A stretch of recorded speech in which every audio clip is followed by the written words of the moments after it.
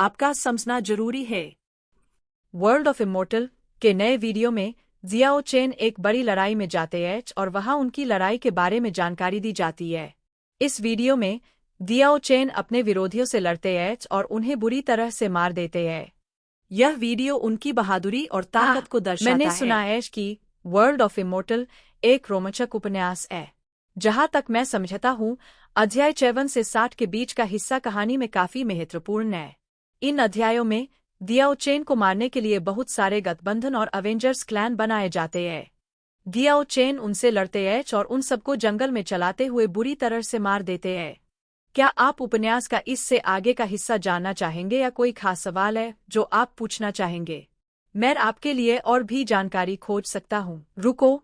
Damien तेज गति से उड़ते हुए आया, जैसे सुनहरी बिजली की चमक। उसके मुंह से एक विचित्र ध्वनि निकली, फिर दोनों हाथों के इशारे से उसकी मंत्र मुद्रा जारी हुई। कुछ मीटर लंबा ऊर्जा परिवर्तित विशाल सर्व झाओ चेन की ओर बड़ी तेजी से बयान। शर्मनाक। नीट। दर्शक इससे और बर्दाश्त नहीं कर सके।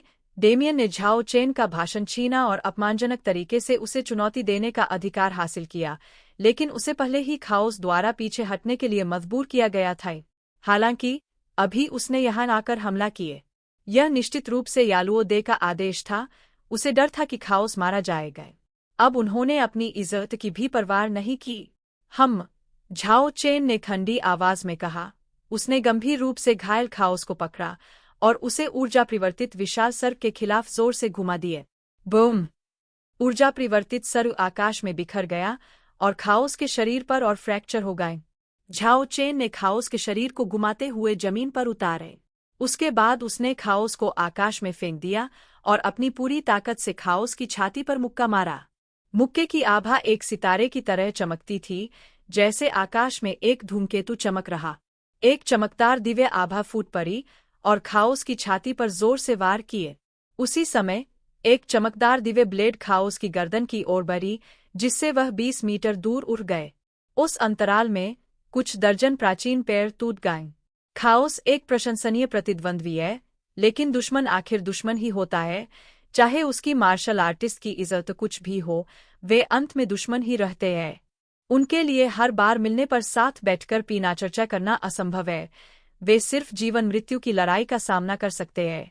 इसलिए झाओ चेन ने बिना सोचे समझे सबसे प्रभावी तरीका अपनाकर उसे मारने की कोशिश की। हालांकि अप्रत्याशित घटनाएं अक्सर होती हैं, वह खाओस को मारने में सफल नहीं हो पाए। खाओस बारबेरियन जनजाति का है। इस जनजाति के कई विशेषज्ञों के शरीर में प्राचीन जानवरों की आत्माएं सील होती है। इसमें कोई संदेह नहीं है कि खाओस के शरीर में प्राचीन जानवरों की आत्मा मौजूद है। इसके अलावा उसके शरीर में 2 जानवरों की आत्माएं भी है। अंतर यह है कि एक दिव्य भेड़िए की आत्मा है, जबकि दूसरी एक उग्र बाघ की है। ठीक इसी समय प्राचीन जानवरों की आत्माओं की छिपी हुई संभावनाएं सक्रिय हो गईं। एक चमकदार आभा फूट पड़ी और झाओ चेन के हमले की अधिकांश शक्ति को अवरुद्ध कर दिया। वे खाओस की जान बचाने में सक्षम हो गए। हालांकि खाओस की अधिकतर हड्डियां टूट गईं, उसे अकल्पनीय क्षति हुई। वह आधे साल तक एक विकलांग व्यक्ति रहेगा। वह फिर से झाओ चेन को चिल्लाना शुरू कर दिया। झाओ चेन की ताकत ने उन पर गहरा प्रभाव डाला। उनमें से कई असमान रूप से चकित थे। दूर एक जगह पर यालुओदे ने क्रोध में चिल्लाया। उसने आसमान से गिरते हुए खाओस को पकड़। वह झाओ चेन की ओर देखते हुए हत्या की मंशा से भरा हुआ था। दूसरी तरफ स्पेल मास्टर डेमियन पहले ही झाओ चेन के साथ लड़ाई में लगे हुए थे। लगातार मंत्र जारी किए जा रहे थे। बैंगनी बिजली, काले अंडरवर्ल्ड की ज्वाला, ऊर्जा विशाल सर्प और जलती हुई दिव्य ब्लेड अनवरत जारी थे। डेमियन पागल की तरह झाओ चेन पर हमला कर रहे थे। हालांकि झाओ चेन की मुट्ठी की गौरवशाली आभा के तहत हर मंत्र पूरी तरह से टूट गया। उसके शरीर को नुकसान पहुंचाने में असमर्थ थे। डेमियन धीरे धीरे अपना धैर्य खो रहे थे। जब वह एरिना में आए थे तो पहले ही दूसरों ने उनका मजाक उड़ाया था, और अब वह वास्तव में एक ऐसे व्यक्ति के खिलाफ जमीन खो रहे थे जो अभी अभी जीवन और मृत्यु की लड़ाई से गुजरा था। उनके दिल में और भी चिड़चिड़ाहट महसूस हो रही थी। डेमियन की उड़ान की ऊंचाई जमीन के करीब होती जा रही थी। उनके पास धीरे धीरे झाओ चेन के करीब आने के अलावा कोई चारा नहीं था। यह इसलिए था क्योंकि झाओ चेन बहुत मजबूत थे। दूर से भेजे गए मंत्र झाओ चेन पर कुछ भी करने में असमर्थ थे। लेकिन ऐसा करने से कोई परिणाम नहीं मिला, यह केवल झाओ चेन को उनके उद्देश्य को प्राप्त करने में मदद करता है। झाओ चेन ने लड़ाई में मौके को तीव्रता से पकड़ा, जैसे उसकी ऊंची और सीधी शरीर को एक क्षणिक रोशनी ने ले लिया हो। उसने जंगल में एक छवि छोड़ दी। झाओ चेन एक प्रकाश की धारा में बदल गए और एक ऊंचे प्राचीन पेड़ के ऊपर दौड़ गए। जल्द ही वह आकाश में ऊंचाई तक उड़ गए। कई दर्शकों की अविश्वसनीय निगाहों के तहत झाओ चेन खाली आकाश पर दौड़े। वह आकाश में तेजी से दौड़े, एक प्रकाश की धारा में बदल गए और कुछ छवियां छोड़ दीं। यह तब तक चला जब तक उन्होंने आखिरकार डेमियन के शरीर पर कदम नहीं रखा। फिर दोनों पैरों पर जोर दिया और डेमियन पर मोहर लगाई, जिससे डेमियन ने एक कर उछला। यह वास्तव में बहुत चौंकाने वाला है। इसे एक क्लासिक लड़ाई के रूप में भी रेट किया जा सकता है।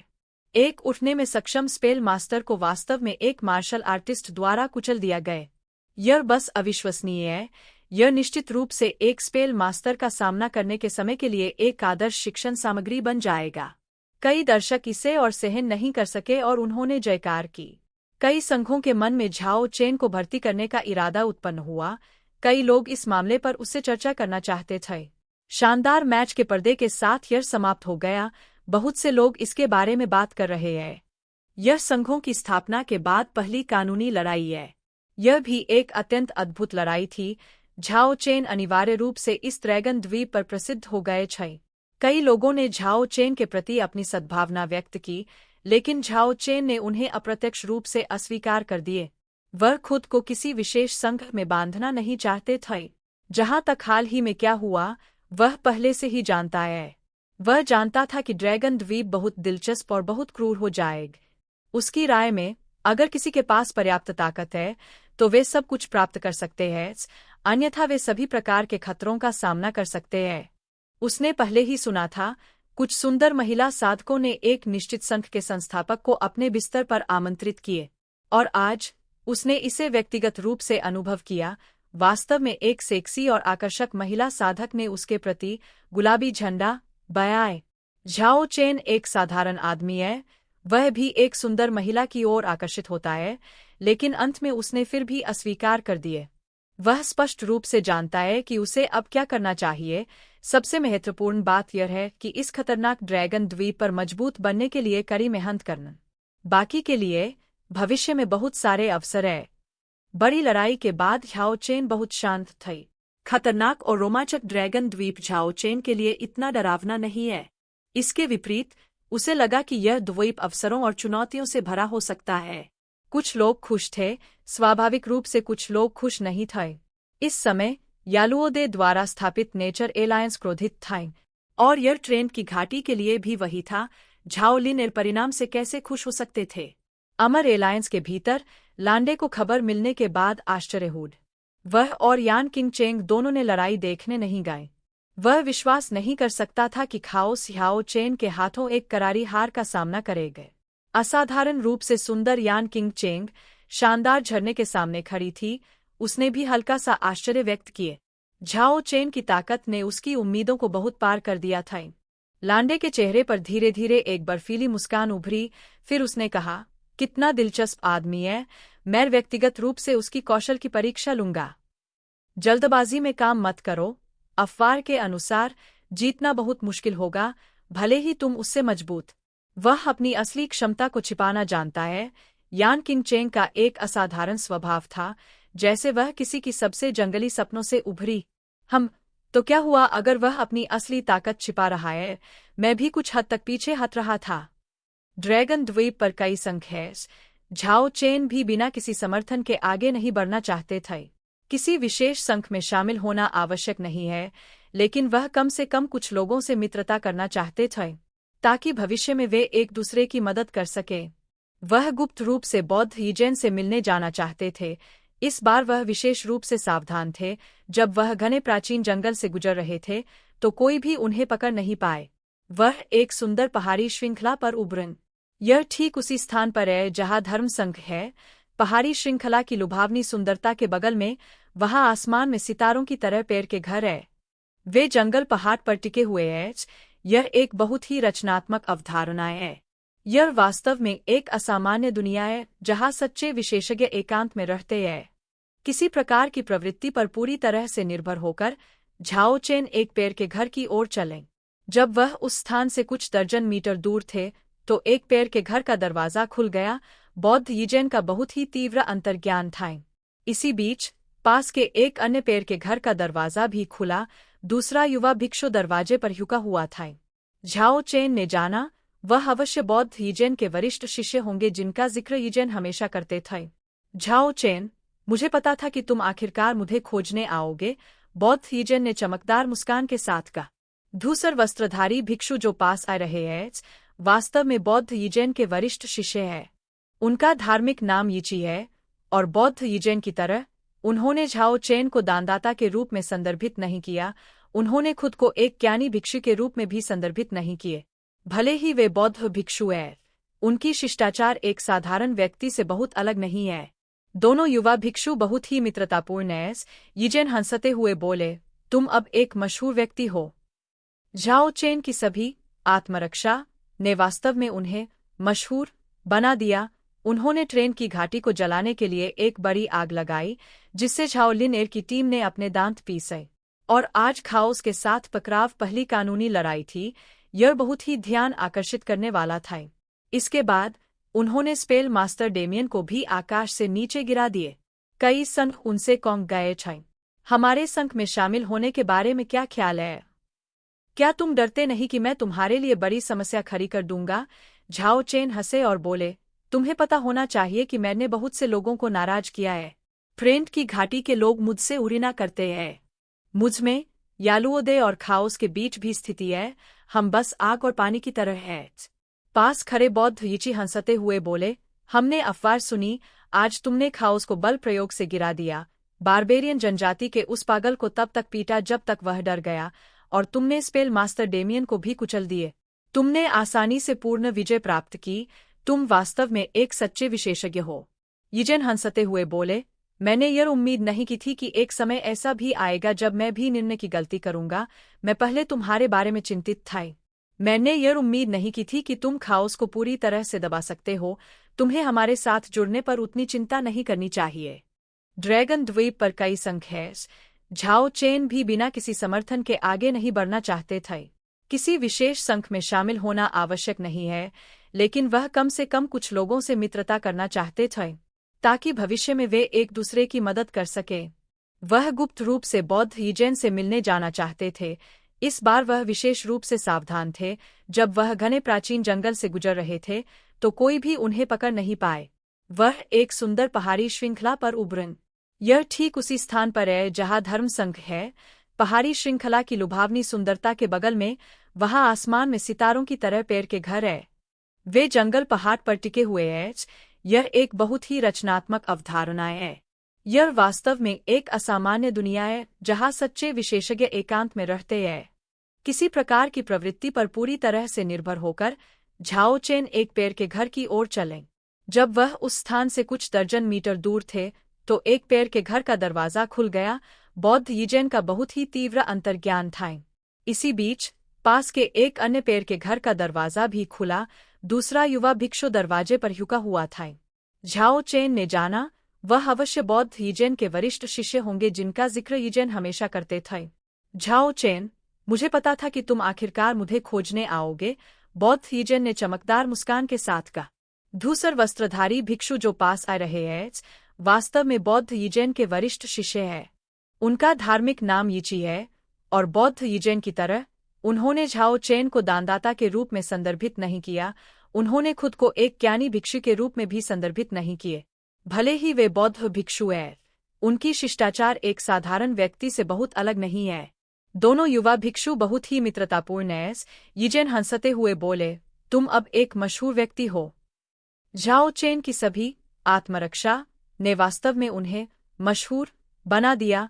उन्होंने ट्रेन की घाटी को जलाने के लिए एक बड़ी आग लगाई जिससे झाओ लिन एर की टीम ने अपने दांत पीसे। और आज खाओस के साथ पकराव पहली कानूनी लड़ाई थी। यह बहुत ही ध्यान आकर्षित करने वाला था। इसके बाद उन्होंने स्पेल मास्टर डेमियन को भी आकाश से नीचे गिरा दिए। कई संघ उनसे कौंक गए थे। हमारे संघ में शामिल होने के बारे में क्या ख्याल है? क्या तुम डरते नहीं कि मैं तुम्हारे लिए बड़ी समस्या खड़ी कर दूंगा? झाओ चेन हंसे और बोले, तुम्हें पता होना चाहिए कि मैंने बहुत से लोगों को नाराज किया है। फ्रेंड की घाटी के लोग मुझसे उरीना करते हैं। मुझ में यालुओदय और खाओस के बीच भी स्थिति है। हम बस आग और पानी की तरह हैं। पास खड़े बौद्ध यीची हंसते हुए बोले, हमने अफवाह सुनी, आज तुमने खाओस को बल प्रयोग से गिरा दिया। बारबेरियन जनजाति के उस पागल को तब तक पीटा जब तक वह डर गया, और तुमने स्पेल मास्टर डेमियन को भी कुचल दिए। तुमने आसानी से पूर्ण विजय प्राप्त की। तुम वास्तव में एक सच्चे विशेषज्ञ हो। यिजेन हंसते हुए बोले, मैंने यह उम्मीद नहीं की थी कि एक समय ऐसा भी आएगा जब मैं भी निर्णय की गलती करूंगा। मैं पहले तुम्हारे बारे में चिंतित था। मैंने यह उम्मीद नहीं की थी कि तुम खाओस को पूरी तरह से दबा सकते हो। तुम्हें हमारे साथ जुड़ने पर उतनी चिंता नहीं करनी चाहिए। ड्रैगन द्वीप पर कई संघ हैं। झाओ चेन भी बिना किसी समर्थन के आगे नहीं बढ़ना चाहते थे। किसी विशेष संघ में शामिल होना आवश्यक नहीं है, लेकिन वह कम से कम कुछ लोगों से मित्रता करना चाहते थे, ताकि भविष्य में वे एक दूसरे की मदद कर सके। वह गुप्त रूप से बौद्ध यिजेन से मिलने जाना चाहते थे। इस बार वह विशेष रूप से सावधान थे। जब वह घने प्राचीन जंगल से गुजर रहे थे, तो कोई भी उन्हें पकड़ नहीं पाए। वह एक सुंदर पहाड़ी श्रृंखला पर उभरन। यह ठीक उसी स्थान पर है जहाँ धर्म संघ है। पहाड़ी श्रृंखला की लुभावनी सुंदरता के बगल में, वहाँ आसमान में सितारों की तरह पेड़ के घर है। वे जंगल पहाड़ पर टिके हुए हैं। यह एक बहुत ही रचनात्मक अवधारणा है। यह वास्तव में एक असामान्य दुनिया है जहाँ सच्चे विशेषज्ञ एकांत में रहते हैं, किसी प्रकार की प्रवृत्ति पर पूरी तरह से निर्भर होकर। झाओ चेन एक पेड़ के घर की ओर चले। जब वह उस स्थान से कुछ दर्जन मीटर दूर थे, तो एक पेड़ के घर का दरवाजा खुल गया। बौद्ध यिजेन का बहुत ही तीव्र अंतर्ज्ञान था। इसी बीच पास के एक अन्य पेड़ के घर का दरवाजा भी खुला। दूसरा युवा भिक्षु दरवाजे पर झुका हुआ था।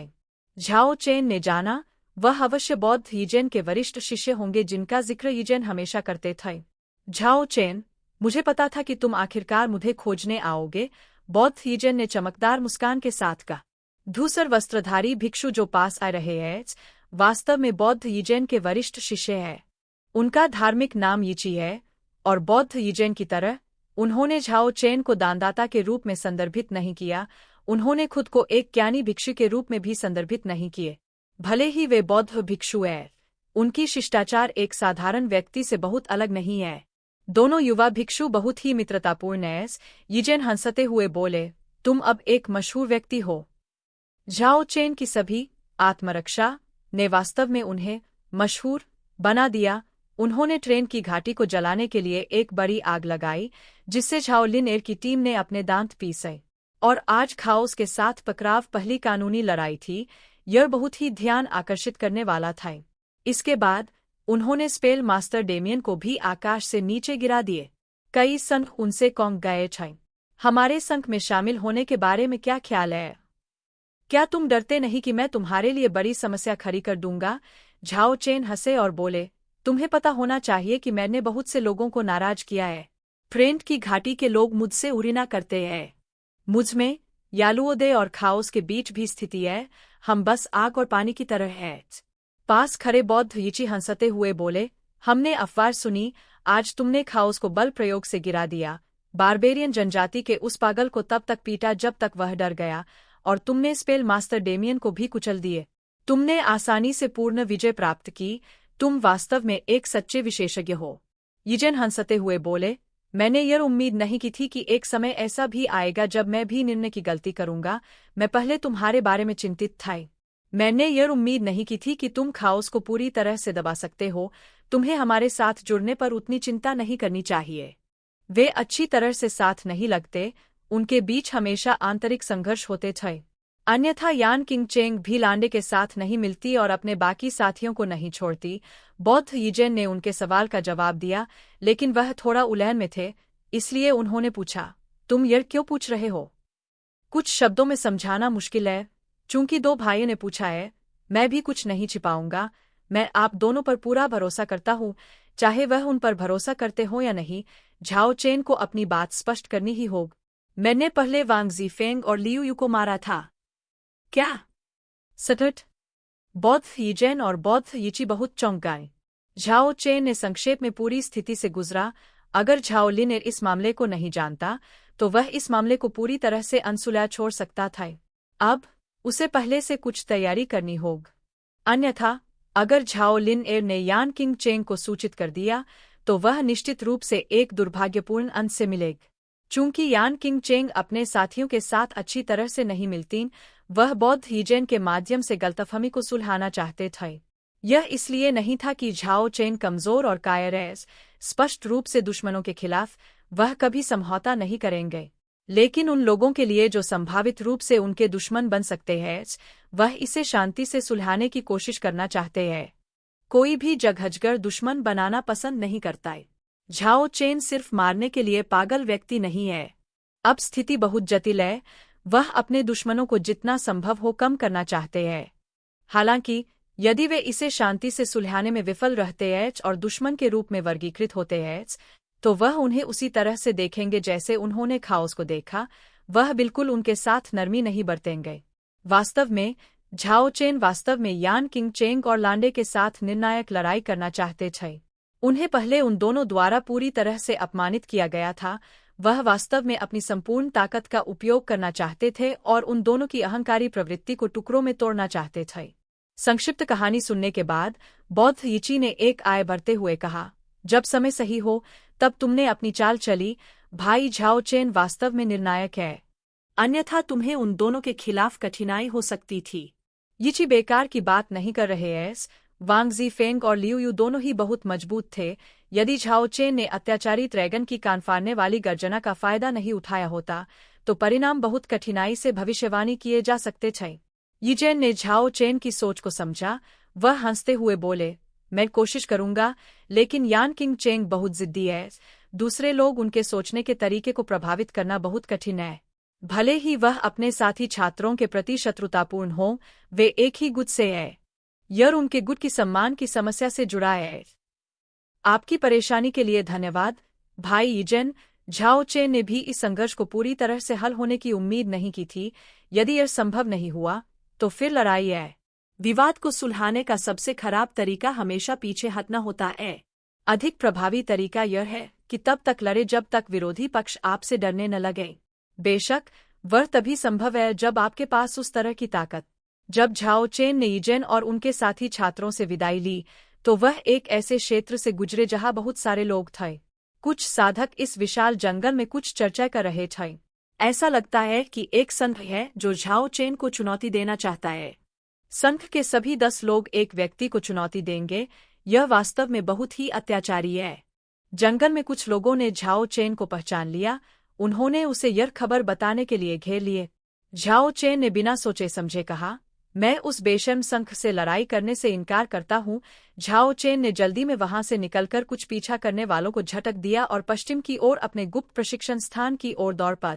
केके ने एक बर्फसफेद पोमपोम की तरह अपने शरीर को मोड़कर फूलों और पौधों के बीच सोया हुआ था। दिव्य अंकुर फूलों के समूह के बीच जड़े जमा चुका था। उस पर इंद्रधनुषी चमक फैली हुई थी। यह केके की बालों वाली आलस्य को बहुत ही सुंदर तरीके से दिखा रहा था। 3 कंकाल गुफा में शांतिपूर्वक ध्यान कर रहे थे। उनके माथे पर कमल का प्रतीक चमकदार चमक के साथ चमक रहा था। झाओ चेन ने उन्हें परेशान नहीं किया। वह घाटी के विशाल और खाली क्षेत्र में खुद कुछ नक्काशी कर रहे थे। उन्होंने ड्रैगन द्वीप के बाहरी क्षेत्र का स्थलाकृतिक मानचित्र जमीन पर उकेरा। अत्याचारी ड्रैगन का क्षेत्र, अत्याचारी ड्रैगन का समुद्र तट, एलेफिस ड्रैको की घाटी, इन क्षेत्रों में खतरनाक ड्रैगन को उत्तेजित नहीं करना चाहिए। जल्द ही उन्होंने मृतक दलदल को भी शामिल किया। इस दलदल में एक मृतक सम्राट है। यह भी एक ऐसा राक्षस नहीं है जिसे वह उत्तेजित कर सकते हैं। इसके बाद उन्होंने ट्रेंट की घाटी को भी शामिल किया। उस घाटी की गहराई में एक पुराना ट्रेंट है जो पहले से ही मानवता में विकसित हो चुका है। यह एक शक्तिशाली व्यक्ति है जो एक खतरनाक ड्रैगन की तरह है। यह भी एक ऐसा व्यक्ति नहीं है जिसे वह उत्तेजित कर सकते हैं। ये कुछ वर्जित क्षेत्र हैं जिन्हें ड्रैगन द्वीप के बाहरी क्षेत्र में नहीं उत्तेजित करना चाहिए, और दर्जनों सन इन क्षेत्रों के बीच फैले हुए हैं। कोई भी द्वीप की गहराई में प्रवेश नहीं किया है। झाओ चेन ने लंबे समय तक शांतिपूर्वक विचार किया। ड्रैगन द्वीप खतरों और चुनौतियों से भरा है, लेकिन यह सभी प्रकार के अवसरों से भी भरा है। शायद उसे द्वीप की गहराई में जाना चाहिए, शायद वह और अधिक ड्रैगन अंडे प्राप्त कर सकता है। शायद उसे एक संघ स्थापित करना चाहिए और एक समूह विशेषज्ञों को इकट्ठा करना चाहिए। शायद झाओ चेन ने घाटी में छुपाए गए स्वीट ट्यूब ऑफ लाइफ के क्रिस्टलीकरण को निकाला। एक शानदार जीवन ऊर्जा उसके हाथ के चारों ओर घूम रही थी। चमकदार साफ क्रिस्टल में जीवन का असीमित सार है। उसने मूल रूप से इसे एक जीवन रक्षक वस्तु के रूप में रखने की योजना बनाई थी। अगर वह इसे गंभीर चोट के बाद उपयोग करता है तो इसका तात्कालिक प्रभाव सुनिश्चित है, लेकिन अब उसे लगता है कि उसे इसे जल्द से जल्द आत्मसात कर लेना चाहिए और अपनी ताकत बयानी चाहिए। खतरों से भरे ड्रैगन द्वीप पर केवल ताकत ही सब कुछ निर्धारित कर सकती है।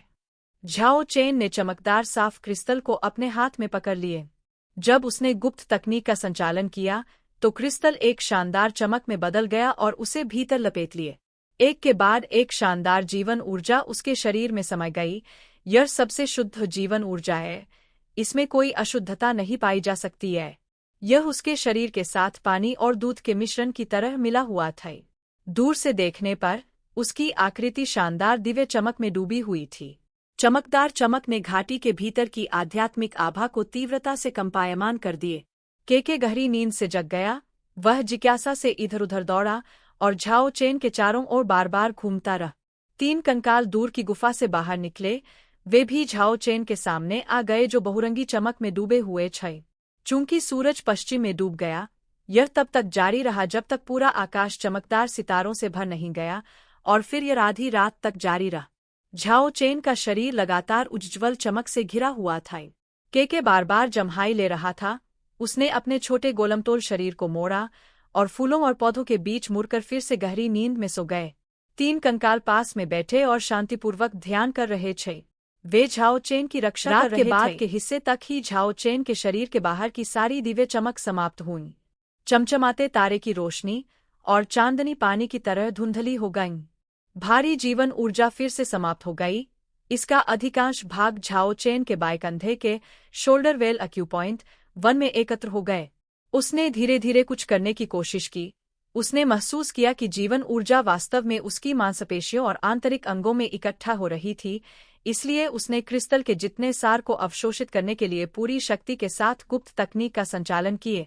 बस यही, गुप्त तकनीक की गति तेजी से बढ़ती गई जब तक कि उसने अंततः उस पर नियंत्रण नहीं खो दिए। बाएं शोल्डर वेल एक्यूपॉइंट एक बिना तल का गहरा है। इसने स्वचालित रूप से एक बड़ी मात्रा में जीवन सार अवशोषित कर लिए। अंत में अधिकांश जीवन सार शोल्डर वेल एक्यूपॉइंट में समाप्त हुए। सार ने एक चमकदार रोशनी की बिंदु में संघनित हो गया। बाएं शोल्डर वेल एक्यूपॉइंट को दिव्यता प्राप्त हो गई। वह केवल इतना ही कह सकता है। प्राचीन दिव्य मोनोलिथ पर की ट्रेनिंग तकनीक बहुत ही रहस्यमय और अत्याचारी है। हालांकि विशाल जीवन ऊर्जा का एक हिस्सा झाओ चेन की मांसपेशियों द्वारा आत्मसात किया गया था। उसने स्पष्ट रूप से अपनी क्षमता में वृद्धि महसूस की। उसकी त्वचा एक चमकदार चमक के साथ झिलमिलाती थी। ऐसा लगा जैसे उसके शरीर ने अभी अभी एक मजबूती के दौर से गुजरा। उसकी त्वचा का हर इंच एक शक्तिशाली ताकत से भरा था और उसके शरीर को बहुत हल्का महसूस हो रहा था। झाओ चेन ने हल्के से अपना हाथ लहराया। एक चमकदार रोशनी आकाश की ओर बही। ऐसा लगता है जैसे यह रोशनी आकाश के तारों की रोशनी से जुड़ी हुई है। चमकदार तलवार की रोशनी रात के आकाश के नीचे विशेष रूप से चमकदार है। उसने महसूस किया कि उसने अभी अभी एक सुविया की 5वीं स्वर्गीय परत को पार कर लिया है। उसने अपने प्रशिक्षण के पथ में एक बड़ा कदम आगे बढ़ा लिया है। झाओ चेन धीरे धीरे शांत हो गए। यह एक बहुत ही लाभदायक रात थी। 5वीं स्वर्गीय परत को पार करने के अलावा उसके बाएं पैर के सेंटर पैलेस एक्यूपॉइंट, दाएं पैर के सेंटर पैलेस एक्यूपॉइंट, छाती के शांग हिल एक्यूपॉइंट और बाएं कंधे के शोल्डर वेल एक्यूपॉइंट 4 एक्यूपॉइंट पहले से ही दिव्यता प्राप्त कर चुके हैं। वह बहुत अधिक एक्यूपॉइंट्स के दिव्यता की प्रतीक्षा कर रहा है। एक सुविया की 5वीं स्वर्गीय परत को पार करने के बाद और जीवन ऊर्जा के उत्साह के साथ झाओ चेन आत्मविश्वास से भरे हुए हैं। इस खतरनाक ड्रैगन द्वीप पर केवल पर्याप्त ताकत के साथ ही उन्हें कुछ भी नहीं डराना चाहिए। 2 सुबह की धूप बहुत ही सौम्य है। केके जो बहुत नींद के साथ जगा था, उसने सुबह जल्दी उठाई। यह फूलों और पौधों के बीच यहाँ वहाँ लुढ़क रहा है। खरी उसका बर्फसफेद फर हल्की चमक के साथ झिलमिला रहा है। उसकी जोड़ी चमचमाती बड़ी आंखें आध्यात्मिक आभा से भरी हुई है। बस यही, जब भुने हुए मांस की खुशबू इस घाटी में फैलने लगी तो केके ने एक दुखी अभिव्यक्ति दिखाई। उसने अपनी छोटी पत्तेदार पेट को अपने छोटे पंजे से रगड़ते हुए देखा जबकि झाओ चेन अभी दूर से अपना नाश्ता का आनंद ले रहे हैं। उसकी लार लगभग उसकी चार से बह रही थी। यह दर्दनाक रूप से अपनी चमचमाती बड़ी आंखों को ढकने के लिए अपने पंजों का उपयोग करता है।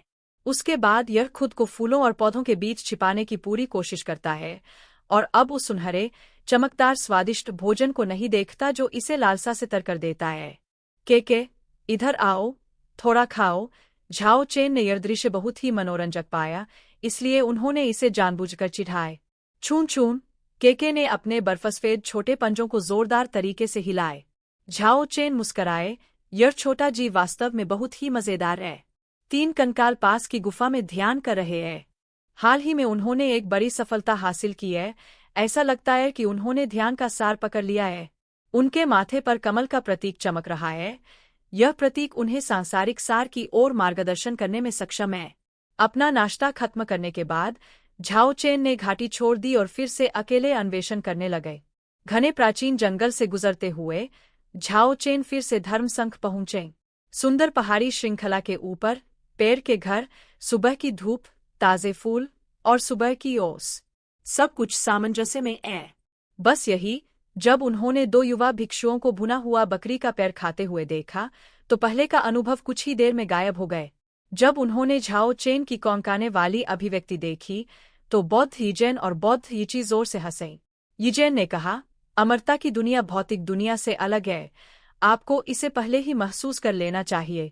हालांकि हम बौद्ध हैं, हम एक साधारण व्यक्ति से बहुत अलग नहीं है। अमरता की दुनिया में हम अपने सिद्धांत की तुलना में प्रशिक्षण को अधिक महत्व देते हैं। झाओ चेन ने सिर हिलाया और वह बिना एक भी शब्द कहे हंसे। जब 2 युवा भिक्षु पास के साफ झरने में अपने हाथ धो रहे थे तो उन्होंने लोगों को फिर से एक आध्यात्मिक भावना दी। दोनों बमुश्किल कोई अभिनय कर रहे थे। ऐसा लगता है जैसे सब कुछ उनके दिल से निकला। वे बिना किसी झिझक के मांस खा रहे थे और खुले तौर पर कहते थे कि उनके सिद्धांत का उनके लिए कोई महत्व नहीं है। शायद यह अपने आप में कुछ प्रकार का ध्यान है।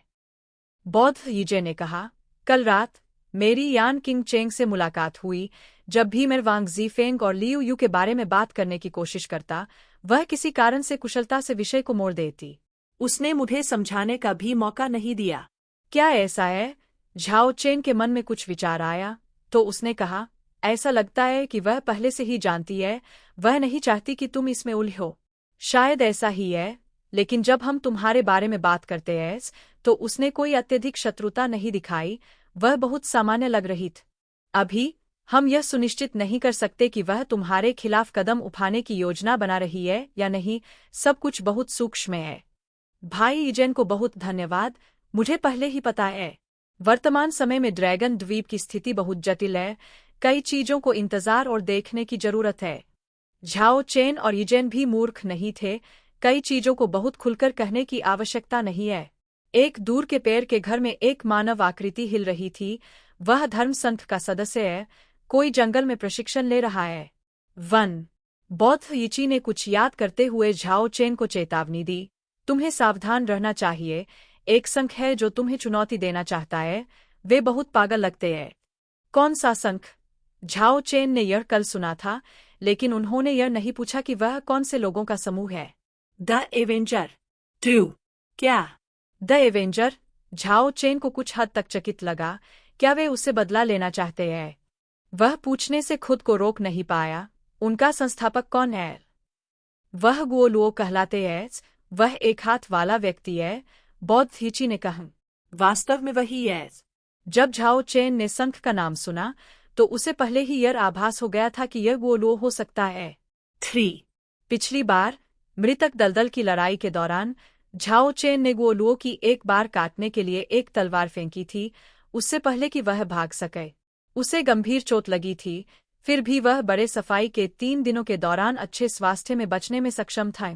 अब उसने भी एक संघ स्थापित किया है, द एवेंजर नाम से। उनके भालों को उसकी ओर निर्देशित। क्या मैं पूछ सकता हूं कि यह दोनों भाई जानते हैं कि संघ कितना शक्तिशाली है? क्या उनके पास कुछ अद्भुत व्यक्ति है? बौद्ध यीजेन ने अपने सिर के पिछले हिस्से से जानकारी को पुनः प्राप्त करते हुए कहा, संस्थापक गुओ लुओ एक्सुविया की तीसरी स्वर्गीय परत के समकक्ष क्षमता रखते हैं, लेकिन एक हाथ की कमी के कारण उनकी वास्तविक क्षमता शायद बराबर न। इसके अलावा साइकिक ली लिंग फेंग और स्पेल मास्टर कार्टर एक्सुविया की तीसरी स्वर्गीय परत के विशेषज्ञ हैं।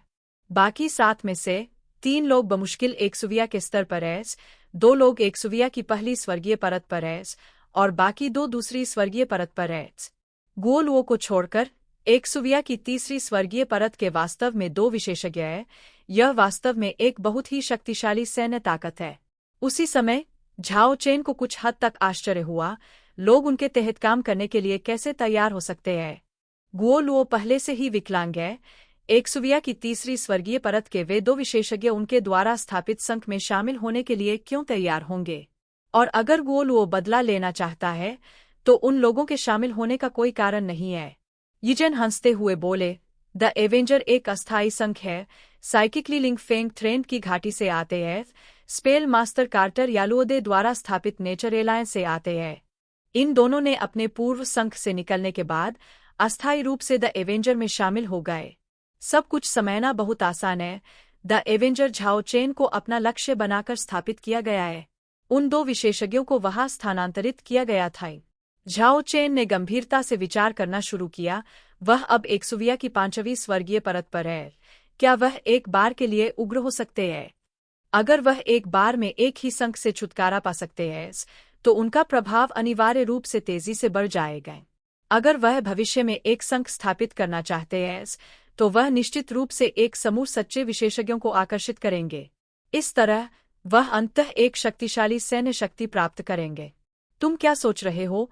क्या तुम जोखिम उठाने जा रहे हो? ऐसा लगता है कि बौद्ध यीजेन देख सकते थे कि वह क्या सोच रहे थे। मैं वास्तव में इसे आजमाना चाहता हूँ, अपनी ताकत स्थापित करने के लिए एक लड़ाई, अन्यथा लोग हमेशा मुझे परेशानी में डालते रहेंगे। झाओ चेन ने इस तरह से समझाया।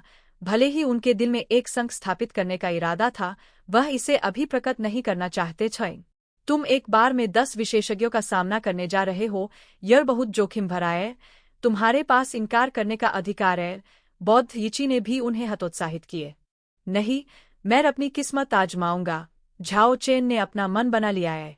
द एवेंजर और झाओ चेन लड़ेंगे। आयाओ चेन एक संघ को अकेले चुनौती देंगे। यह समाचार बिजली की गति से फैला। इसने इस क्षेत्र के सभी साधकों का ध्यान आकर्षित किए। खबर मिलते ही दूर दूर के कई संघ तेजी से यहाँ पहुंच गए। आखिरकार यह वास्तव में बहुत ही चौंकाने वाला है। अकेले किसी व्यक्ति की ताकत पर भरोसा करना और एक संघ को चुनौती देना, अगर यह अपनी ताकत में आत्मविश्वास न हो तो वह एक अभिमानी पागल है। चौंकाने वाली खबर जल्द ही कई संघों में फैल गई। इस ड्रैगन द्वीप पर कोई भी झाओ चेन का नाम न सुन सके, ऐसा असंभव था। गुओ लुओ अंततः प्रकट हुआ। उसके पास केवल एक बार बची है। उसका चेहरा कुछ पीला है। उसकी नज़र पहले से ज्यादा धुंधली है। उसकी अभिव्यक्ति अत्यधिक ठंडी है। उसके पीछे 9 लोग चल रहे थे। उनमें से 2 लोग बाकी लोगों से स्पष्ट रूप से अलग थे। वे गुओ लुओ से नफरत करते हुए दिखाई दिए। जो लोग अंदर की कहानी जानते हैं वे आसानी से अनुमान लगा सकते हैं। वे 2 लोग वास्तव में साइकिक ली लिंग फेंग और स्पेल मास्टर कार्टर हैं। वे क्रमशः थ्रेंड की घाटी और नेचर एलायंस से हैं। वे द एवेंजर के अस्थायी सदस्य हैं। जल्द ही झाओ चेन भी प्रकट हुआ। वह जरा भी नर्वस नहीं दिख रहा था। कई विशेषज्ञों की तीव्र निगाहों के तहत वह गुओ लुओ और बाकी लोगों के सामने ऐसे चल रहा था जैसे वह बगीचे में सैर कर रहा। वर्तमान में ड्रैगन द्वीप पर अधिकांश लोग 20 साल के आसपास के युवा हैं। उनमें से कई खूबसूरत महिलाएं हैं, कुछ में अद्वितीय प्रतिभा है और वे अत्यधिक सुंदर हैं। इस समय कम से कम 20 संघ निर्दिष्ट स्थान पर पहुंच गए हैं। वहां 200 से कम लोग नहीं हैं। लगभग ड्रैगन द्वीप की कुल आबादी का 1/3 यहां पहुंच चुका है और भी लोग यहां आने की राह पर हैं। तो वह झाओ चेन है। मैंने अक्सर उसका नाम सुना है। यह वही ड्रैगन द्वीप की मशहूर हस्ती है। अंततः मैं इस पागल से मिला। यह व्यक्ति वास्तव में एक पागल है। वह अकेले ही एक संघ को चुनौती देने की हिम्मत करता है। ऊंचा और वीरतापूर्ण, वह काफी सुंदर दिखता है। उसे देखना बंद करो। हर कोई उत्साहपूर्वक चर्चा कर रहा था।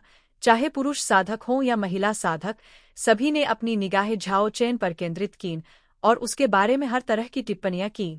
पिछली बार खाओस के साथ लड़ाई में वहां केवल सैकड़ों लोग मौजूद थे, और इस बार लड़ाई शुरू होने से पहले ही 200 से अधिक लोग थे, और अंततः यह 300 लोगों को पार कर गए। कई सौ अन्य लोग इसलिए नहीं पहुंचे क्योंकि वे या तो यहां से बहुत दूर थे, उन्होंने अभी तक खबर नहीं सुनी, या उनके पास समय नहीं था। गुओलुओ ने खंडी आवाज में कहा, उसकी आंखें अप्रकट घृणा से भरी थी। झाओ चेन बहुत शांत थे और बोले, अपने आप को पीड़ित मत समझो, तुम्हें बहुत स्पष्ट होना चाहिए, यह तुम ही थे जिसने पहले मुझे मजबूर किए। जब तुम गलत रास्ते पर चलते हो और गलती करते हो तो तुम्हें इसकी कीमत चुकानी पड़ती है। गुओलुओ की आंखों में क्रूरता का भाव था। उसने झाओ चेन की ओर घृणा से देखा और कहा, चूंकि तुम पहले ही लड़ाई के लिए सहमत हो गए हो, जब समय आएगा हम जीवन और मृत्यु की लड़ाई करेंगे। इससे अधिक कहने का कोई मतलब नहीं है। झाओ चेन ने केवल सिर हिलाए। इसके बाद उन्हें कुछ ख्याल आया और उन्होंने कहा, मैं 10 लोगों का अकेले सामना कर रहा हूँ, यह संभव नहीं है कि मैं आप सभी का सीधे मुकाबला कर सकूं। अगर हम पूरे ड्रैगन द्वीप को युद्ध क्षेत्र बनाएं तो लड़ाई का मैदान थोड़ा बड़ा हो जाता है। क्या ख्याल है, हम थोड़ा समझौता करें और एक बंद घाटी को युद्ध के लिए चुनें? तुम क्या सोचते हो? हालांकि केवल भगवान ही जानते हैं कि क्या उन्हें वास्तव में सीधे सामना करने की हिम्मत नहीं है। गुओलुओ मूल रूप से झाओ चेन से सीधे लड़ाई करना चाहते थे, लेकिन उनकी राय सुनकर ऐसा लगता है कि वह हिटेंडरन रणनीति का उपयोग करना चाहते हैं। इससे उन्हें बहुत ही अनुचित लगा, लेकिन उस प्रकार के समझौते को सुनने के बाद उन्होंने तुरंत सहमति जताई। एक बंद घाटी में वह द एवेंजर के लिए एक आसान लक्ष्य है। झाओ चेन ने दर्शकों की ओर मुड़कर कहा, हम एक बंद घाटी में लड़ाई करेंगे, वह प्रकार जो न बहुत बड़ा है न बहुत छोटा। उन्होंने जल्दी से दर्शकों के सामने अपनी राय व्यक्त की। ड्रैगन द्वीप में पहाड़ों की श्रृंखला ऊपर नीचे चलती है, घाटियों की कोई कमी नहीं है। उन्होंने जल्दी से एक उपयुक्त स्थान पाया। घाटी की क्षैतिज और लंबवत लंबाई लगभग 3 से 4 मील है। घना जंगल पूरी घाटी को ढक रहा है। यह जीवन से भरा हुआ है। यह यहाँ एक जीवन और मृत्यु की लड़ाई के लिए एक अच्छी जगह है। कई संघों ने इस घाटी को चुना क्योंकि पेड़ बहुत घने नहीं थे। वे विशाल जंगल के पेड़ों के कारण एक दिलचस्प लड़ाई को याद नहीं करना चाहते थे। घाटी के शीर्ष पर खड़े होकर वे अंदर हो रही सभी चीजें देख सकते हैं। हालांकि यह झाओ चेन के लिए थोड़ा अनुचित है, जो लापरवाही से लड़ना नहीं चाहते। आखिरकार एक व्यक्ति के लिए एक उचित भूभाग द्वारा प्रदान किया गया कवर अधिक महत्वपूर्ण है। लड़ाई आखिरकार शुरू हो रही है। झाओ चेन के प्रदर्शन ने सभी को हैरान कर दिए। उन्होंने गुरिल्ला युद्ध की रणनीति नहीं अपनाई। उन्होंने वास्तव में जैसे ही शुरू हुआ, गुओलुओ और बाकी लोगों की ओर दौड़ लगाई। वर्तमान में झाओ चेन का शरीर एक उज्ज्वल दिव्य चमक से घिरा हुआ है, जो एक जलती हुई लौ की तरह दिखता है। उनका पूरा व्यक्ति एक अविश्वसनीय युद्ध भाव से भरा हुआ है। हत्या की आभा ने पूरे जंगल को भर दिया।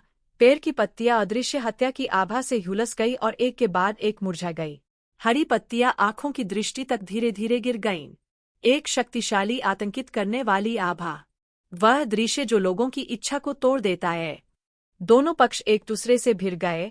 जब वे कुछ मीटर दूर थे, झाओ चेन ने दोनों हाथों को एक ब्लेड की तरह जोर से हिलाए। 2 अतुलनीय तेज बिंदु इंद्रधनुष की प्रकाश की चमक की तरह हवा में से चीरते हुए गुजरे। उसी क्षण यह द एवेंजर के एक सदस्य की गर्दन के पास से निकल गए। सिर ऊपर उठकर आसमान में उड़ा। यह शरीर से 10 मीटर दूर उड़ गया। रक्त की धारा 3 मीटर ऊंची तक उछली, पूरी तरह से कौंकाने वाला। जैसे ही झाओ चेन ने उनके पास पहुंचे, उन्होंने तुरंत उनके समूह के एक विशेषज्ञ को मार डाला। वह एक अजय दानव भगवान की तरह है। उसकी लंबी काली बालें हवा के साथ लहराती थीं और उन्माद में नाचती थीं। गुओलुओ, साइकिक ली लिंगफेंग और स्पेल मास्टर कार्टर ने निरंतर अपने हमले शुरू कर दिए। हत्या की आभा से भरी हुई ऊर्जा की एक अनंत धारा एक के बाद एक निष्पादित की गई। उनका लक्ष्य निश्चित रूप से झाओ चेन था। उन्होंने अपनी मूल स्थिति में एक छवि छोड़ दी और एक क्षण में गायब हो गए। इसके बाद उन्होंने दूसरी ओर से एक चमकदार चमक के साथ उन पर हमला किया। एक व्यापक जंगल के पेड़ तुरंत नष्ट हो गए। वह भयानक चमक उस क्षेत्र को निगल गई। एक सुविया की 5वीं स्वर्गीय परत। यह एक भारी प्रभुत्व है। यह झाओ चेन को युद्धमगवान के रूप में भयानक बना देता है। गुओलुओ की पार्टी के सामने वाली स्थिति में दो विशेषज्ञ खून उगलते हैं और हार में पीछे हटते हैं। जैसे ही उनमें से एक 5 कदम पीछे हटा, उसका पूरा शरीर अचानक टुकड़ों में बंध गया। वह वास्तव में उसी क्षण थक गया। दूसरे व्यक्ति के लिए, उसने भी 7 कदम पीछे हटने के बाद वही भाग्य का सामना किए। उनकी आंखें मृत्यु के बाद भी भयभीत दिखाई दे रही थीं। सब कुछ बहुत जल्दी हुआ। लड़ाई अभी अभी शुरू हुई थी और गुओलुओ की पार्टी पहले ही 3 लोगों को खो चुकी थी। यह एक भयानक परिणाम है। एक व्यक्ति एक संघ से लड़ाई कर रहा है और वह वास्तव में सभी पर हावी होने में सक्षम है। घाटी के ऊपर एक हलचल मच गई। हर कोई बहुत चौंक गया। झाओ चेन व्यावहारिक रूप से एक हत्या मशीन है। वह भारी शक्ति का मालिक है। घाटी के भीतर झाओ चेन ने अपनी शक्ति को नियंत्रित किया और बहुत ही स्वाभाविक रूप से चौथी स्वर्गीय परत तक की शक्ति का प्रदर्शन किए। लगभग किसी ने इस प्रकार की शक्ति में बदलाव को नहीं देखा, क्योंकि झाओ चेन ने अब तक केवल चौथी स्वर्गीय परत तक की शक्ति का ही उपयोग किया था। सभी लोग एक साथ इकट्ठा हो जाओ, अलग मत हो, गुओलुओ ने जोर से चिल्लाए। इस क्षण उसने अपनी रीढ़ से ठंडे पसीने की धाराएं महसूस की। झाओ चेन बहुत ही भयानक है। युद्ध के लिए घाटी को चुनना उसकी योजना का हिस्सा था। कौन कहता है कि झाओ चेन उन्हें सीधे सामना करने से डरते हैं? उन्होंने घाटी में लड़ाई करने का कारण इसलिए चुना क्योंकि वह गुओलुओ और बाकी लोगों के भागने से डरते थे जब वह अपनी वास्तविक शक्ति का प्रदर्शन करेंगे। इस क्षण घाटी के शीर्ष पर दर्शक यह अनुमान लगा रहे थे कि झाओ चेन ने यहां लड़ाई करने का कारण चुना है। वास्तव में ऐसा ही मामला है। झाओ चेन ने 5वीं स्वर्गीय परत की शक्ति प्राप्त कर ली है। वह इस संघ से बिल्कुल नहीं डरते हैं। हालांकि उन्होंने इस समय केवल चौथी स्वर्गीय परत की शक्ति का खुलासा किया। वह इसे एक रहस्य रखना चाहते थे ताकि वे सही समय आने पर अपने प्रतिद्वंद्वी को आनंददायक आश्चर्य दे सके। गुओलुओ ने दोधारी तलवार के साथ खुद को संभाला। तलवार की आभा अनिश्चित रूप से बदल रही थी। उसके पास कोई स्क्रॉल नहीं बचा था। वह केवल अपनी मूल शक्ति पर निर्भर रह सकते थे। साइकिक ली लिंग फेंग आसमान में तैर रहा था। उसके पूरे शरीर से हरी आभा निकल रही थी, जिससे उसकी आध्यात्मिक शक्ति की सीमा तक बढ़ रही थी। स्पेल मास्टर कार्टर भी हवा में था, लगातार मंत्र पढ़ रहा था। एक भयानक जादुई हमला उतरने वाला था और ठीक इस समय झाओ चेन तुरंत गायब हो गया। वह जंगल में लगातार अपनी स्थिति बदल रहा था और इन 3 विशेषज्ञों के अलावा सभी को मारना शुरू कर दिए। उसने पहले कमजोर साधकों को निपटाने का निर्णय लिया और फिर कार्टर और ली लिंग फेंग को हराने के लिए पूरी ताकत से प्रयास किए। गुओलुओ, कार्टर और ली लिंग फेंग ने अपना पूर्ण हमला शुरू किए। वे झाओ चेन को एक एक करके खत्म करने नहीं देना चाहते थे। कार्टर ने अपना मंत्र पूरा किया। एक के बाद एक भयानक बिजली की चमक झाओ चेन के पीछे पड़ने लगी। उसी समय एक के बाद एक ऊर्जा ब्लेड एक उल्कापिंड की बारिश की तरह गिरने लगे। झाओ चेन लगातार अपनी स्थिति बदलते रहे, जमीन पर एक के बाद एक छवियां छोड़ते रहे। उन्होंने अंतहीन जादुई हमलों को चकमा दिया और बचे हुए साधकों का पीछा किए। साइकिक के पास जन्मजात आध्यात्मिक शक्ति होती है। कई दिनों तक उस आध्यात्मिक शक्ति का पोषण करने के बाद विभिन्न प्रकार की विचित्र क्षमताएं आकार ले सकती है। अब ली लिंग फेंग उस शक्तिशाली विचित्र क्षमता का उपयोग कर रहे हैं जिससे झाओ चेन को सीमित किया जा सके। झाओ चेन वास्तव में सीमित हो गए। उन्होंने महसूस किया कि उनका शरीर धीरे धीरे एक पहाड़ जितना भारी हो गया है। एक कदम भी उठाना मुश्किल है। उनकी गति बहुत धीमी हो गई है। यदि उनके शरीर के बाहर धधकती दिव्य ज्वाला न होती तो वह कार्टर द्वारा गिराई गई ऊर्जा ब्लेड से फट जाते। हाय टू झाओ चेन जोर से चीखे। उनका पूरा शरीर हिल गया और उन्हें सीमित कर रही रहस्यमयी ऊर्जा को तोड़ दिए। और ली लिंग फेंग, जो हवा में थे, ने एक झटका महसूस किया। उन्होंने एक बड़ा मुंह खून थूक दिए। उनकी शक्ति वास्तव में शक्तिशाली है, लेकिन जिस व्यक्ति पर वह हमला कर रहे हैं वह वास्तव में एक सुविया की 5वीं स्वर्गीय परत के साधक है। वह उनसे 2 स्तर अधिक शक्तिशाली है। कम समय में झाओ चेन ने द एवेंजर के 6 साधकों को मार दिए।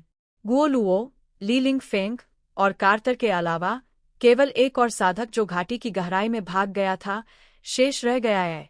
अब गुओलुओ और उनके बीच विवाद को सुलझाने का समय है। झाओ चेन बड़े कदमों से आगे बढ़े। पूरे पहाड़ी जंगल उसके साथ हिलने लगे। वह एक विशालकाय की तरह भारी था। शक्तिशाली दबाव ने गुओलुओ और बाकी दोनों को बेचैन कर दिए। वे लगभग सांस भी नहीं ले पा रहे थे। गुओलुओ बुरी तरह से डर गया था। वह पहले से ही इस मुकाबले के परिणाम की भविष्यवाणी कर सकता था, लेकिन उसके पास एक कोने में फंसे जानवर की तरह संघर्ष करने के अलावा कोई विकल्प नहीं था। झाओ चेन के शरीर से एक चमकदार दिव्य चमक निकल रही थी। उन्होंने जंगल में एक के बाद एक छवियां छोड़ी, साइकिक ली लिंग फेंग और स्पेल मास्टर कार्टर के हमले से बचते हुए। उन्होंने गुओलुओ के चारों ओर बार बार प्रकट होते हुए और उसके दोनों हाथों में चमकदार चमक के साथ उसे बार बार मारते हुए, जब तक कि उसने फिर से और फिर खून नहीं थूकाए। गुओलुओ मुश्किल से खड़ा हो पा रहा था। हाय! गुओलुओ जोर से चिल्लाए और झाओ चेन पर झपट पड़ा। आसपास के जंगल के पेड़ उसी क्षण नष्ट हो गए। उन्होंने अपनी शक्ति को सीमा तक बढ़ाया, झाओ चेन पर भारी चोट पहुंचाने की उम्मीद में। हालांकि गुओलुओ का प्रयास व्यर्थ हो गया जब एक शानदार दिव्य चमक आकाश में उड़ गई। झाओ चेन ने अपने बाएं हाथ को पूरी ताकत से एक दिव्य तलवार की तरह लहराया। कई मीटर लंबी चमकदार दिव्य चमक आकाश को चीरती हुई यह गुओलुओ के शरीर से उसी क्षण गुजर गई। वह कंधे से तिरछा कन गया था। ऊपरी आधा 10 मीटर से कम की दूरी पर उड़ गया। हर जगह खून की बड़ी मात्रा बिखर गई। लाश के 2 हिस्से अंततः टूटे हुए शाखाओं और मुरझाई पत्तियों पर गिर गए। गुओलुओ का जीवन समाप्त हो गया था। द एवेंजर के संस्थापक गिर गए थे। इसका मतलब है कि झाओ चेन ने अकेले ही एक संत के खिलाफ जीत हासिल कर ली थी। घाटी के ऊपर एक हलचल मच गई। यह एक क्रूर और तीव्र लड़ाई थी। हर कोई झाओ चेन की श्रेष्ठता और भयानकता को महसूस कर सकता था। वे मदद नहीं कर सकते थे लेकिन ताली बजाने लगे। लेकिन लड़ाई यही समाप्त नहीं हुई। झाओ चेन और साइकिक ली लिंग फेंग, साथ ही स्पेल मास्टर कार्टर, अभी भी जमकर लड़ रहे हैं। जंगल के ऊपर से लगातार चमकदार रोशनी गिर रही थी। बिजली, ऊर्जा ब्लेड, अंडरवर्ल्ड की ज्वाला, सभी प्रकार के जादुई हमले जारी थे। कार्टर ने खुद को थका दिया और एक के बाद एक उन्मत्त जादू किए। साइकिक ली लिंग फेंग ने भी लगातार अपनी विचित्र क्षमताओं का प्रदर्शन किया। क्योंकि सीमित करने की तकनीक विफल हो गई थी, उन्होंने अपनी शक्तिशाली आध्यात्मिक शक्ति का उपयोग करके घाटी में सभी प्रकार के भ्रम उत्पन्न किए। वह झाओ चेन को खतरनाक क्षेत्र में ले जाना चाहते थे। उन्होंने अपनी आध्यात्मिक शक्ति का उपयोग करके एक विशाल ऊर्जा ब्लेड भी बनाया और इसे घाटी में काटने और मारने के लिए नियंत्रित किए। यह लड़ाई वास्तव में लंबे समय तक चली। झाओ चेन ने दोनों हाथों से एक के बाद एक रहस्यमयी जादुई वृत्त बनाए। उनके पूरे शरीर के चारों ओर शानदार सितारों की रोशनी झिलमिलाती रही। सितारों के आरेख द्वारा बनाई गई चमकदार प्रकाश स्क्रीन बहुत ही मजबूत थी। यह आकाश से आने वाले सभी हमलों को पूरी तरह से रोक रही थी। जहां तक आध्यात्मिक भ्रम का सवाल है, उसकी मजबूत इच्छा शक्ति के कारण इसका झाओ चेन पर ज्यादा असर नहीं पड़ा। झाओ चेन ने अपनी शक्ति को एक सुविया की 4थी स्वर्गीय परत से बढ़ाकर 5वीं स्वर्गीय परत तक बढ़ाया। एक चमकदार तलवार की रोशनी आकाश में उड़। झाओ चेन के दोनों हाथों से चमकदार दिव्य चमक निकल रही थी। अद्वितीय तलवार की रोशनी उसी क्षण स्पेल मास्टर कार्टर के शरीर में प्रवेश कर गई। जहां तक अन्य चमकदार तलवार की रोशनी का सवाल है, यह सीधे साइकिक ली लिंग फेंग के शरीर को आधा काट दिए। आकाश से 2 लाशें गिरीं। तीव्र लड़ाई का अंत हो गया था। एक सुविया की 5वीं स्वर्गीय परत की शक्ति भारी प्रभुत्व रखती है। जब वे मारना चाहते हैं तो कोई उन्हें रोक नहीं सकता है।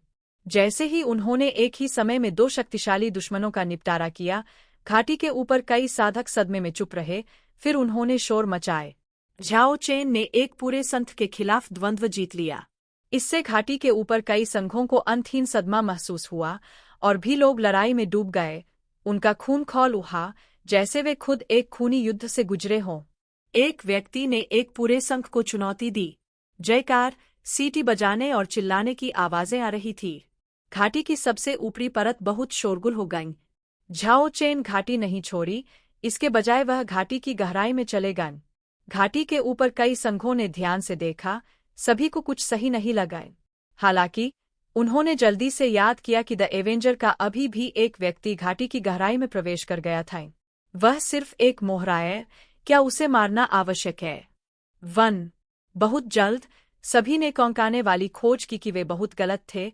उस व्यक्ति का मोहरा होना असंभव था। एक तीव्र लड़ाई आखिरकार शुरू हो गई। जब से झाओ चेन इस घाटी में प्रवेश किए और गुओलुओ की पार्टी से लड़े, उन्होंने पाया कि यह व्यक्ति बाकी से अलग है। उन्होंने अन्य कमजोर साधकों को मार डाला, लेकिन केवल यही व्यक्ति बचने में सक्षम था। निश्चित रूप से जब उन्होंने सभी को निपटाया और घाटी की गहराई में प्रवेश किया तो उन्होंने पाया कि यह व्यक्ति पहले से ही लंबे समय से उनके लिए प्रतीक्षा कर रहा था। एक भी शब्द कहे बिना उग्र लड़ाई शुरू हो गई। वह व्यक्ति वास्तव में एक भयानक स्पेल मास्टर है। जल्द ही झाओ चेन ने आश्चर्यचकित होकर पाया कि जो व्यक्ति अपने बिखरे हुए बालों से आधे चेहरे को ढक रहा था वह वास्तव में लांडे है, वह आदमी जो यान किंग चेंग के साथ था। उसने पहले ही अपने सुनहरे बालों को चारकोल ऐश से काला कर लिया था, उसके जेड जैसे गाल भी घास के रस से लाल हो गए थे। इसके अलावा उसने अपने चेहरे को बिखरे हुए बालों से ढक लिया था, यहाँ तक कि झाओ चेन ने भी उसे पहले नहीं पहचान और उसने कभी नहीं सोचा था कि वह उस पर हमला करेगा। एक सुनहरे बालों वाला सुंदर लड़का जो जलते सूरज की तरह चमकदार था वास्तव में खुद को इस तरह छुपाने तक चला गए। लांडे, तुम मुझ पर हमला क्यों कर रहे हो? मैं जोखिम उठाने के लिए तैयार हूँ, मुझे कोई पछतावा नहीं है। टू लांडे अभी भी पहले की तरह अहंकारी है, वह अत्यधिक आत्ममुक्त है और समझाने की जरूरत नहीं समझता है। मुझे उम्मीद है कि लड़ाई के बाद तुम अब जितने अहंकारी हो उतने नहीं रहोगे। झाओ चेन को डरने की कोई बात नहीं थी, चूंकि लांडे खुद मुसीबत ढूंढने आया था और अभी भी पहले की तरह अहंकारी है, तो कहने के लिए और कुछ नहीं है, केवल एक ही काम करना है, उसे पूर्ण शक्ति का उपयोग करके दबाना और उसकी अहंकारी प्रवृत्ति को टुकड़ों में तोड़ना। जंगल से एक चमकदार दिव्य चमक फूट पड़ी, चमकदार प्रकाश एक उग्र महासागर की लहरों की तरह घुमावदार था। एक बड़ी पहाड़ी जंगल तुरंत नष्ट हो गई, अंतहीन चमक ने उस जगह को घेर लिए। वह ऊर्जा कंपन वह नहीं है जिसे एक्सुविया की तीसरी स्वर्गीय परत का साधक कर सकता है। यह एक्सुविया की चौथी स्वर्गीय परत से आगे के दो विशेषज्ञों के बीच की लड़ाई है। प्रत्येक संघ के विशेषज्ञ असमान रूप से चकित थे। यह लड़ाई इतनी तीव्र है। घाटी में पत्थर आसमान में छिद्र कर रहे थे, विशाल पेड़ लगातार गिर रहे थे, चमकदार चमक लगातार फूट रही थी, विशाल पेड़ों को समय समय पर उखाड़कर आकाश में उठाया जा रहा था और फिर हवा में नष्ट कर दिया जाता था। द एवेंजर का आखिरी व्यक्ति वास्तव में सच्चा मुख्य व्यक्ति है, वह वास्तव में सबसे भयानक विशेषज्ञ है, वह वास्तव में झाओ चेन के साथ बराबरी पर लड़ने में सक्षम है। इससे यहाँ के हर दर्शक की स्थिति बिगड़ गई। हालांकि लांडे बहुत ही लापरवाह है, जब लड़ाई गतिरोध में प्रवेश करती है तो वह स्वेच्छा से आसमान से नीचे आ जाता है और झाओ चेन पर नजदीक से जादू द्वारा हमला करता है। पूरा आसमान चमकदार रोशनी से भरा हुआ है, भयानक ऊर्जा शानदार तरीके से उतर रही है, पूरा जंगल दिव्य चमक से घिर गया है। इस क्षेत्र में जंगल के पेड़ लगभग पूरी तरह से नष्ट हो गए और ठीक इसी समय झाओ चेन ने अपनी सच्ची शक्ति का खुलासा किए। उसने अपनी शक्ति को एक्सुविया की 5वीं स्वर्गीय परत तक बढ़ाया। एक अत्याचारी प्रकाश की चमक आसमान में उठी, चमकदार चमक वास्तव में लांडे ने चिल्लाते हुए कहा कि यह अच्छा नहीं है और अपने मंत्र का उच्चारण करना जारी रखा है। एक भयानक बिरंगनी बिजली और काली ज्वाला पूरे आकाश को ढकने लगी। वह झाओ चेन की बंधन से छुटकारा पाना चाहता था, हालांकि उसे आश्चर्य हुआ कि यह 5वीं स्वर्गीय परत की शक्ति है। यह उनकी चौथी स्वर्गीय परत की जादुई शक्ति को स्थिर रूप से दबा रही थी। यह एक भारी प्रभुत्व था। स्पेल मास्टर के संदर्भ में एक मार्शल आर्टिस्ट द्वारा कब्जा किया जाना एक विपत्ति है। उनकी नज़दीकी लड़ाई की क्षमता बहुत ही कमजोर है, उनकी शारीरिक शक्ति मार्शल आर्टिस्ट की तुलना में बहुत कमजोर है। लंबी दूरी का हमला उनकी श्रेष्ठतम हमला शैली है। 1. लांडे नहीं मरना चाहता था, वह जानता था कि झाओ चेन अपने हमले में बहुत ही निर्दयी है। अभी वह अपनी जीवन शक्ति का उपयोग करने से खुद को रोक नहीं सका और जीवन रक्षक मंत्र को पूरा किए। दिव्य कवच, मेरी रक्षा करो। लांडे के शरीर से चमकदार प्रकाश फूट पड़ा। चमकदार प्रकाश एक दिव्य कवच में संलग्नित हो गया और उसके पूरे शरीर को ढककर किसी भी हानि से उसकी रक्षा की। उसी समय झाओ चेन ने उसे जमीन पर गिरा दिया, सबसे चरम तरीके से। उन्होंने एक राउंड हाउस किक किया और उसके सिर पर मजबूती से लात मार। भले ही वह दिव्य कवच से सुरक्षित था, लांडे ने फिर भी एक दर्दनाक करार निकाली। उसे जबरदस्त राउंड हाउस किक द्वारा 10 मीटर दूर लुढ़कते हुए भेजा गए। इससे लांडे को थोड़ा चक्कर आया, वह टूटी हुई शाखाओं और मुरझाई पत्तियों के बीच लगभग गिर पड़ा। उसे आकाश में उड़ने का मौका न देकर झाओ चेन पहले ही खाली आकाश में पैर रख चुके थे और एक ड्रॉप किक के साथ पीछा किए। उसने सीधे लांडे को जमीन पर पटक दिया, फिर झाओ चेन ने अपने पेट पर जोर से मोहर लगाई और उसे जमीन पर लुढ़कते हुए लात मार। लातों द्वारा दिव्य कवच लगभग टूट गया था। प्रकाश ऊर्जा हिंसक रूप से झिलमिला रही थी। लांडे ने महसूस किया जैसे उसकी 2 पसलियां टूट गई है। दर्द ने उसे लगभग चीखने पर मजबूर कर दिए। एक राजसी सुनहरे बालों वाला सुंदर लड़का जो ताकत से मेल खाता है, उसे कभी भी इस तरह से व्यवहार नहीं किया गया था। यह अब एक मुकाबला नहीं है, यह व्यावहारिक रूप से एक तरफा पिटाई है। यह उसके लिए एक बड़ी अपमान है। झाओ चेन पागल हो रहा है। एक भयानक चमक उसके पूरे शरीर में व्याप्त है। उसके लंबे बाल उन्माद में नाच रहे हैं। वह एक शक्तिशाली आभा जारी कर रहा है। उसने लांडे को एक हाथ से जमीन से उठा लिए। इसके बाद एक सीधा पंच, हुक पंच, फेंट पंच, स्लैशिंग पंच, सीवर पंच, एक के बाद एक उग्र कॉम्बो हमले का पालन किए। लांडे पहले ही 20 मीटर से अधिक दूर उड़ चुका था। झाओ चेन इस पूरे प्रक्रिया में करीब से पीछा कर रहे थे और उनके कॉम्बो हमले को अंजाम दे रहे थे। दिव्य कवच के बिना लांडे शायद पहले ही कुचला गया होता है। यहाँ तक कि उसका मांस भी खून में बदल सकता था। अगर यह मामला भी होता तो अतुलनीय शक्तिशाली बल ने अभी भी प्रकाश कवच को भेद दिया और उसकी कम से कम 15 हंडियां तोड़ दीं। यह एक उग्र पिटाई है। नहीं, यह पहले से ही सरल पिटाई से अधिक है। यह एक निर्दयी धुनाई है। एक बार अहंकारी लांडे अब घबराने लगा है। सब कुछ उसने खुद पर लाए। यह वही था जिसने झाओ चेन की क्षमता का परीक्षण करना चाहा। अंतिम परिणाम केवल उसकी हार में समाप्त नहीं हुआ, उसे पूरी तरह से पीटा गए। उसकी गरिमा पूरी तरह से कुचल दी गई। लांडे अत्यधिक शर्मिंदा है। वह एक बार ऊंचाई पर था, झाओ चेन को नीचे देख रहा था, लेकिन अब उसे उसी व्यक्ति द्वारा बुरी तरह पीटा गए। उनकी स्थिति अब बदल गई थी। यह लगभग उसे गुस्से से बेहोश कर देता है। उसे आसमान में ऊंचा लात मारी गई, फिर जमीन की ओर एक राउंड हाउस किक के साथ पीछा किया गया और फिर एक और किक ने उसे जमीन को छूने से पहले ही उठा लिया। अंत में झाओ चेन ने लांडे के पेट पर कदम रखा। उसने एक हाथ से लांडे को दिखाने के लिए हल्के से लहराया, फिर उसने थोड़ी अवमानना के साथ कहा, तुम योग्य नहीं हो। झाओ चेन ने लांडे से बात करने के लिए वही रवैया अपनाया जिससे वह अपना सिर जमीन पर पटकना चाहता था। वह एक ही समय में शर्मिंदा, परेशान और क्रोधित महसूस कर रहा था। उसका अहंकार पूरी तरह से कुचल दिया गया था। वह पूरी तरह से हार गया था। झाओ चेन ने उसे मारने का फैसला किया। वह विश्वास नहीं करता कि वह दिव्य कवच को नहीं तोड़ पाएगा। अगर यान किंग चेंग भविष्य में लांडे का बदला लेना चाहती है तो उसे आने दो। अभी वह एक शक्तिशाली दुश्मन को जीवित नहीं रखना चाहता था, चूंकि उन्होंने आज तक इस हद तक लड़ाई की है। अगर वह लांडे को जाने देता है तो वे भविष्य में अनिवार्य रूप से घातक दुश्मन बन जाएंगे। लांडे नहीं मरना चाहता था। सबसे महत्वपूर्ण समय में हर किसी के पास जीने की मजबूत इच्छा होती है। उसने यहाँ से भागने के लिए अपनी आधी जीवन शक्ति का जोखिम उठाने में संकोच नहीं किए। उसने पूरी तरह से निषिद्ध मंत्र का प्रदर्शन किया, जबरदस्ती अपनी जीवन शक्ति को दिव्य कवच को पुनः पूरित करने के लिए निकाला। उसके शरीर से एक चमकदार दिव्य चमक फूट पड़ी।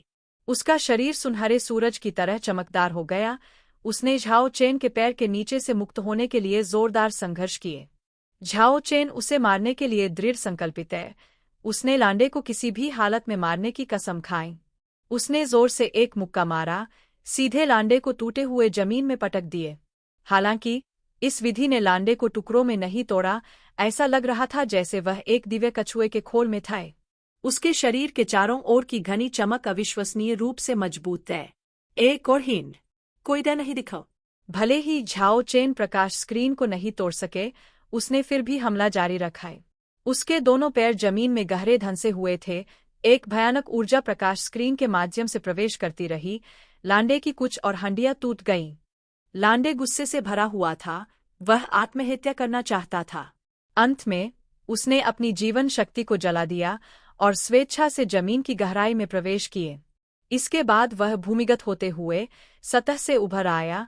वह एक उल्कापिंड की तरह आसमान की ओर उड़ गए। उसने यहाँ से भागने के लिए अपनी जीवन शक्ति को ऊर्जा के स्रोत के रूप में इस्तेमाल किया। झाओ चेन उसे पकड़ नहीं सका। उसने उसका पीछा करने की ज्यादा कोशिश नहीं की। वह बस शांतिपूर्वक उसे दूर के आसमान में गायब होते देखता रहा। उसे पता था कि भले ही लांडे भाग जाए, वह आधे साल के भीतर बेकार हो जाएगा। उसके शरीर की बहुत सी हड्डियां छोटे टुकड़ों में टूट चुकी थीं, इससे चिंतित होने की कोई बात नहीं है। अपंग लांडे को हारने वाले की पीड़ा का स्वाद चखना अनिवार्य होगा। इस तरह का मानसिक आघात इन तरह के अहंकारी साधकों को मारने से भी अधिक प्रभावी होगा। यह उसके घमंडी और आत्ममुक्त स्वभाव के लिए सबसे बड़ी सजा हो सकती है। घाटी के ऊपर कई संघ थे। सभी दर्शकों ने उत्साह में चिल्लाना शुरू कर दिया। सभी सम्मान से भरे हुए थे। यह एक शानदार लड़ाई थी। झाओ चेन ने द एवेंजर को चुनौती दी और पूर्ण विजय प्राप्त की। कई संघों ने अपना कदम उठाना शुरू किया। वे झाओ चेन को अपने समूह में शामिल करना चाहते थे। इस प्रकार के शक्तिशाली विशेषज्ञ को ड्रैगन द्वीप पर अवश्य ही लड़ने लायक एक तेज तलवार माना जाएगा। झाओ चेन ने पीछे मुड़कर भी नहीं देखा और बड़े कदमों से घाटी से बाहर निकल गए। जैसे ही वह घाटी के प्रवेश द्वार पर पहुंचे, उन्होंने जंगल में कुछ छवियां छोड़ी और सभी के सामने गायब हो गए। वह उन संघों से बचना चाहते थे जो उन्हें भर्ती करने की कोशिश कर सकते हैं। हालांकि कई संघों के संस्थापक पहले ही जानते थे कि यह होने वाला है, इसलिए उन्होंने उन्हें दूर के पहाड़ी जंगल में रोकने के लिए लोगों को भेजा, उम्मीद करते हुए कि वह उनके निमंत्रण को स्वीकार करेंगे। उनमें कुछ असामान्य रूप से शक्तिशाली संघ भी शामिल हैं, जैसे अजय संघ, जिसकी स्थापना दुगु क्यूबाई के वंशज ने की थी, या फेंकने वाला चाकू संघ, जिसकी स्थापना ली सुनहुयान के वंशज ने की थी, आदि। सुंदर लड़कियों से भरे संघों की भी कोई कमी नहीं थी, जैसे ब्लू रेन एलायंस। संस्थापक लान्यू ने झाओ चेन के मन में एक गहरी छाप छोड़। वह एक विनम्र और सौम्य स्वभाव वाली सुंदरता है। वह झाओ लिनेर और यान किंग चेन की पूरी तरह से विपरीत है। वह पानी की तरह कोमल और सुंदर है। रेड पाउडर एलायंस भी था। झाओ चेन किसी को नाराज नहीं करना चाहते थे, इसलिए उन्होंने पहले उनके निमंत्रण के लिए आभार व्यक्त किया और फिर अप्रत्यक्ष रूप से अस्वीकार कर दिए। अंत में झाओ चेन अंततः सभी लोगों से दूर हो गए। वह गुप्त छिपने के स्थान पर लौटना चाहते थे। इस लड़ाई में उन्होंने बहुत अधिक ऊर्जा खर्च की। अगर वह इस क्षेत्र में बहुत अधिक समय तक रहें तो वह खतरे में पड़ सकते हैं। रास्ते में उन्हें एक अत्यंत सुंदर और अच्छी तरह से विकसित लड़की ने रोका। उसकी बेरंगनी पोशाक हवा में लहर रही थी। उसका पूरा व्यक्तित्व एक बुद्धिमत्ता के प्याले की तरह लग रहा था। वह एक सुशोभित आभा से भरपूर था। वह व्यक्ति वास्तव में यान किंग चेंग थी।